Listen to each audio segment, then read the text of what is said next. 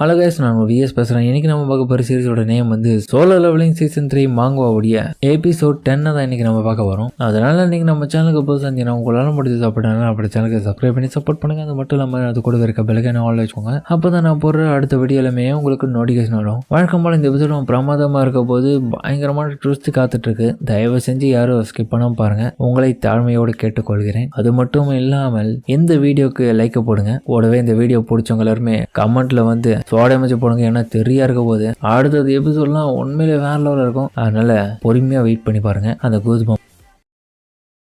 இப்போ இந்த எபிசோட்ல நைட் கேர்ள்ஸை காமிக்க மிஸ்டர் பார்க் கிட்ட, பாஸ் எஸ்டர்டே நியூ கேட் வந்து அப்பேர் ஆயிருக்கான், அதோடைய டிஃபிகல்ட்டி லெவலும் ரொம்ப அதிகமா இருக்கு, நமக்கு என்ட்ரி பர்மிட் கார்டு தேவையே, அது மட்டும் இல்லாம ஹண்டர் அசோசியேஷன்ல இருந்தே இது நமக்கு கிடைச்சிருக்கனால இந்த கேட்டை நம்ம விட்டுறக்கூடாது சார். என்ன எஸ் ரேங்க் அப்படின்னா வேற எதுனாவா சார்? ஆனா அது தெரியல.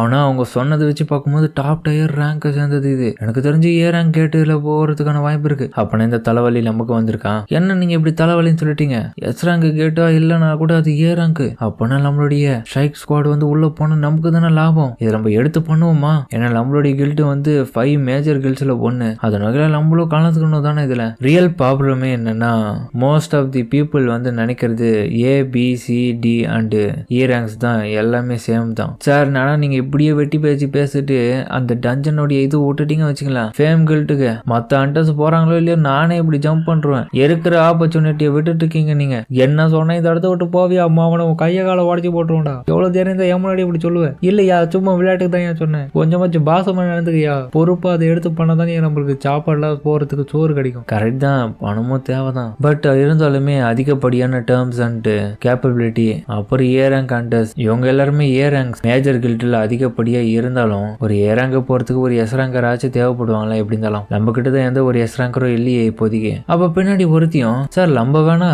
ஏன் நம்ம இன்னொரு கில்ட்ல இருக்கிறவங்க கூட அலைன்ஸ் வச்சுக்க கூடாது? என்னது நீ நினைக்கிற அனதர் கில்ட் மூலியமா வச்சிங்கன்னா நமக்கு அலைன்ஸுக்காக ஒத்துப்பாங்கண்ணா? எனக்கு தெரிஞ்சு அப்படி போனா அது பிரச்சனையில தான் முடியும். எனக்கு தெரிஞ்சு நம்ம அவங்க கிட்ட கையேந்திர மாதிரி ஆயிடும்ல. ஒரு கேட்டை கிளியர் பண்ண நம்மவே கிளியர் பண்ணலாம். இன்னொருத்தவங்க கூட அலைன்ஸ் வச்சு பண்ணும்போதுன்றது அதோடைய ஷேர் வந்து பாதி பாதியா பிரிஞ்சு போயிடும். சார் நீங்க ஏன் அப்படி நினைக்கிறீங்க? இண்டிவிஜுவலாமே நமக்கு ஒரு கில்ட் தனியா இருக்காங்க. எவதான் ஜாங் ஐரிம் A rank healer, top tier A rank கேட்டுக்கு தேவையான ஆளுங்க எல்லாருமே இறங்கு கீழே இருந்தாலும் ஒரு எஸ் ரேங்கர் தேவைன்னு அடிப்படையில ஒரு இண்டிவிஜுவலான ஆளை எப்படி நீ தேடுவேன்? ஒரு நிமிஷம் இப்ப புரியும் சார் நான் யாரை பத்தி பேசிட்டு இருக்கேன்னு. சரியா சொன்னேன். அப்ப நீ சஞ்சின் கூப்பிடலாம் தானே கேக்குறேன். இதனை வச்சு அவங்க கூட சடனா ஒரு அலைன்ஸ் மூலியமா அந்த ஒரு கில்ட்டு கூட நம்ம கை கொடுத்து மட்டும் இல்லாம இருந்தாலும் அந்த கில்ட்டுக்கு பேரு அசிங்கமா இருந்துச்சு, அது நமக்கு தேவையில்லை. பப்ளிக்கை பொறுத்த வரைக்கும் நம்ம அவங்க கூட கொலா பண்றது மூலியமா நம்ம எனர்ஜி பண்றதுனால நம்மளுடைய கில்ட்டுக்கும் நிறைய ஃபேமஸ் ஆகிறதுக்கான வாய்ப்பு இருக்கு. ஏன்னா சஞ்சீவ் பயங்கரமா இப்போ ஃபேமஸ் ஆயிட்டால, இதை விட்டு நமக்கு பெட்டர் சான்ஸ் கிடைக்காது. அதனால இந்த டேஞ்சரஸான ரைடை வந்து நம்ம எடுத்து பண்ணுவோம், பாத்துக்கலாம். அது மட்டும் இல்லாம சஞ்சீவ் இப்போ என்ன பண்ணிட்டு இருக்காரு, அவர்கிட்ட நம்ம கான்டாக்ட் பண்ணி பேசணும் போலியே. சார் எனக்கு கிடைச்ச தகவல் படிக்கும் அசோசியேஷன்ல கொடுத்த ஒரு அறிக்கைப்படி மிடில் ஹைவேல கிரியேட் ஆகுன ஒரு டஞ்சனை வந்து அவர் கிளியர் பண்ணிட்டு இப்பதான் வெளியே வந்தாராம். இதெல்லாம் வச்சுக்கும் போது அவரு பயங்கரமா தன்னுடைய ப்ரொஃபைலை வந்து லோவாவே மெயின்டைன் பண்றது இதுல இருந்து தெரியுது. வேணாலும் நம்ம இந்த இடத்துக்கு அவரை போயிட்டு கான்டாக்ட் பண்ணி கேட்டுருவோமா? போன்லயே பேசலாமா பாஸ்? அப்ப அந்த பார்க்கும் முட்டாள் மாதிரி பேசுறதுரா, இது ரொம்ப முக்கியமான விஷயம். நம்ம வந்து போன்ல பேசுறதுன்றது நல்லா இருக்காது, நம்ம நேரடியாவே போய் கேட்கலாம். சரி வாங்க இந்த இடத்துல கிளம்ப சொல்லிட்டு அவங்க கிளம்ப. இப்ப ஹீரோவும் ஹாஜின் கிட்ட சொல்ல வந்திருக்கான், டேய் இந்த ஹாஜின்னு சொல்ல போற கில்டோடைய நேம் எப்பரா இருக்கு? ஹாஜினா வேற லெவலா இருக்கு, இது சவுண்ட் சூப்பரா இருக்குப்பா.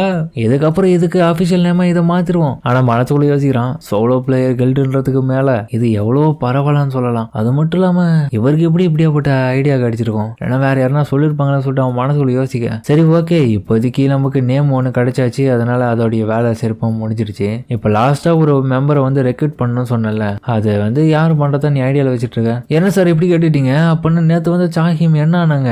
அவங்கள பத்தி எனக்கு தெரியலடா. மிஸ் சாஹிம் வந்து இப்போதைக்கு நம்மளுடைய கில்டில் சேர்றதுக்காக அவங்க அந்த அளவுக்கு ஃபிட்டா இல்லை. அது மட்டும் இல்லாம தொடர்ச்சியா வருவாங்களான்றதுக்கு தெரியல. அது மட்டும் இல்லாம அவங்களுடைய நிலைமையை பார்க்கும்போது எனக்கு செட்டா வந்து இல்லை. என்னையா அப்படி சொல்லிட்டு அவங்க எஸ் ரேங்க், அது மட்டும் இல்லாம ரொம்ப இளமையா இருக்காங்க. அவங்களோட பர்ஃபார்மன்ஸ் எல்லாமே ரெக்கார்ட்ல எழுதப்பட்டிருக்கு. கூடவே அவங்க ஒரு வேற லெவலான கூலான ஆளு, அவங்கள விடவும் ஒரு பெட்டரான ஆளை நான் எந்த இடத்துல போய் தேடுறது, மிஸ் சாயை விட்டுட்டு ஏன்னு சொல்லிட்டு மனசுல யோசிக்கிறான். சார் நீங்க ஏன் சார் இப்படி பண்ணிட்டீங்க, அவங்க ரொம்பவும் நல்லவங்க தான், அது மட்டும் இல்லாம அவங்களுடைய ஃபைட்டிங் டெக்னிக் எல்லாம் சூப்பரா இருக்கும், அப்படியேப்பட்ட பலசாலியா நீங்க இப்படி பண்ணிட்டீங்களே. டென்ஷன் ஆகாதரா, இருந்தாலும் நீ சொல்றது சரிதான், யாராச்சும் ஒருத்தருக்கு ஒரு ஹண்டருக்கான அசோசியேஷனோடைய லைசன்ஸ் இருக்கணும்ல, அது இருந்தா மட்டும்தானே ஒரு கில்டில் ஜாயின் பண்ண அனுமதிப்பாங்க. அதன் அடிப்படையில் அவங்க கிட்ட இருந்தாலுமே அவங்க வந்து இதுல எதுக்கு ஜாயின் பண்றோன்ற விஷயத்த சொல்லாமே அவங்க மழுப்புனாங்க. இதுல இருந்தே எனக்கு நல்லாவே தெரியுது அவங்க வேற ஏதோ நோக்கத்துக்கு மட்டும்தான் இந்த இடத்துல வந்து ஜாயின் பண்ணிருக்காங்க. அப்படி இருக்கும் போது இந்த இடத்துல வேலை செய்வாங்கன்னு நினைக்கிறேன். அப்படின்னு சொல்லிட்டு இருக்கும் போது யாரோ கதவு தட்டுற சவுண்டு கேட்க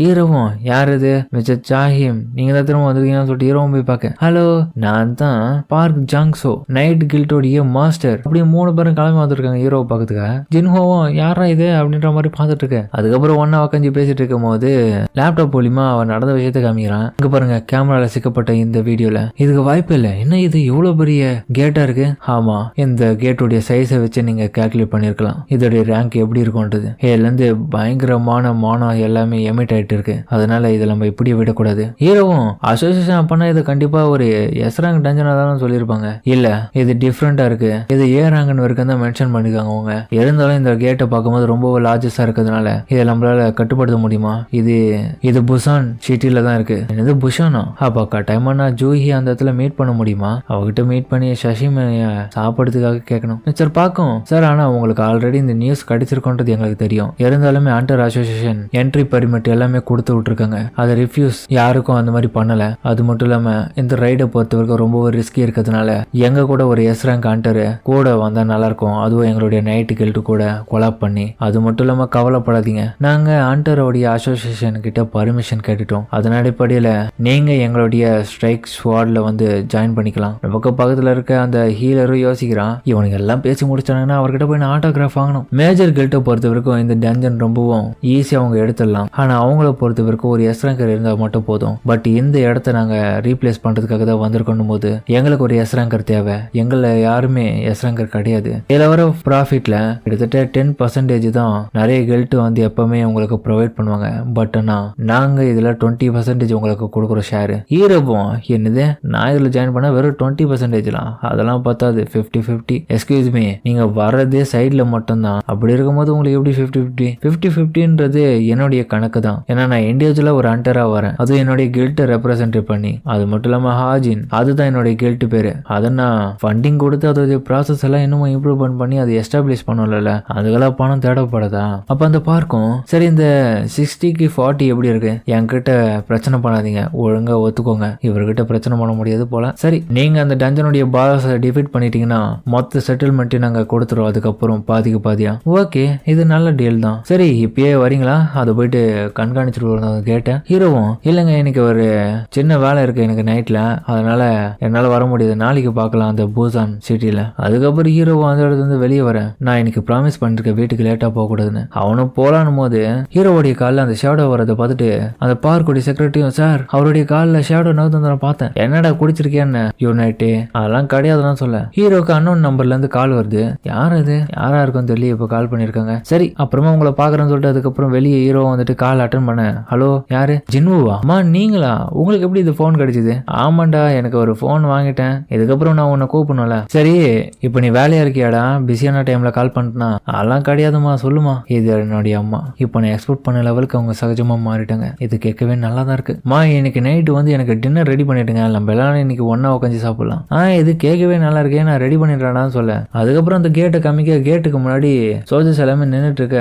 பார்க்கும் கால் பண்ணி பாட்டுருக்கான், என்ன இது எஸ்டர்டே சொன்ன மாதிரி இவர் சீக்கிரமா ஒரு பார்த்தா இன்னைக்கு ரொம்ப லேட் ஆயிடுச்சு, 11 மணி ஆயிடுச்சு, இன்னும் 5 நிமிஷத்துல இந்த இடத்த விட்டு கிளம்பணும், இவர் என்ன தான் பண்ணிட்டு இருக்காரு மாதிரி. அவனும் பார்த்துட்டு ஹீரோவும் ஆடுடா இன்னைக்கு மழை பெய்யும் போலயே, ஜின்னா இன்னைக்கு கொடை எடுத்துட்டு போனலா அப்படின்ற மாதிரி அவனை யோசிச்சுட்டு சரி இப்பவே ஆரம்பிப்போம்னு சொல்லிட்டு அதுக்கப்புறம் அந்த ஷேடோ எக்ஸ்சேஞ்ச் பண்ண அந்த இதுல கிளம்பி இப்ப ஸ்கூல்ல சில பசங்க வந்து நடந்து போயிட்டு இருக்கும் போது ஆர்ட் கப்புக்கு போயிட்டு இருக்கானுங்க. எங்க பாருங்கடா எக்ஸாம் முடிஞ்சு எதுவுமே பண்ணாம அப்படியே இருக்கு, ரொம்ப அழுக்கு படிச்சிருக்கல, என்ன பண்றது மேம் ஏதோ ஒரு பொருள் எத்தணும் சொன்னாங்க, அதுதானே வந்தோம், அது எத்தனை போலான்னு பாத்துட்டு இருக்கு. ஒருத்தன் பார்த்தா திடீர்னு அந்தத்துல இங்க பாருங்கடா ஏதோ கேட் கிரியேட் ஆயிட்டு இருக்கு, இதுதான் ஆண்டது உள்ள போற கேட்டு, அப்ப இது உள்ள மாஞ்சஸ்லாம் இருக்குமா, வாங்கடா ஒண்ணும் கிடையாது, இது ரொம்ப வீக்கான கேட்டு தான், ரொம்ப சின்னதா இருக்குல்ல, என்ன இவன் பேசிட்டு இருக்க மாதிரி அவனுங்கள பார்த்துட்டு இருக்கு. அடுத்த நிமிஷம் அந்த கேட்டு விரிசல் விட ஆரம்பிக்குது. விரிசல் விட்டு அடுத்த நிமிஷமே அது உள்ள இருந்து ஒரு ஆறுக்கும் அவனோட தலையை பிடிச்சி அப்படியே நசுக்க, டே ஜின்சர் என்னடா ஆச்சுன்ற மாதிரி அவன் ஃப்ரெண்ட்ஸ் ஃப்ரெண்ட்ஸுக்கெல்லாம் கதற அவனுங்க டேய் ஒன்னு ஹெல்ப் பண்ணுங்க இந்த இடத்த விட்டு ஓடிடுங்கடா அப்படின்னு சொல்ல அடுத்த நிமிஷம் அவனுக்கு பயத்துல அந்த இடத்துல ஓடலாம் பார்த்தா இன்னமும் எக்கச்சக்கமான ஆர்க்ஸ் வந்து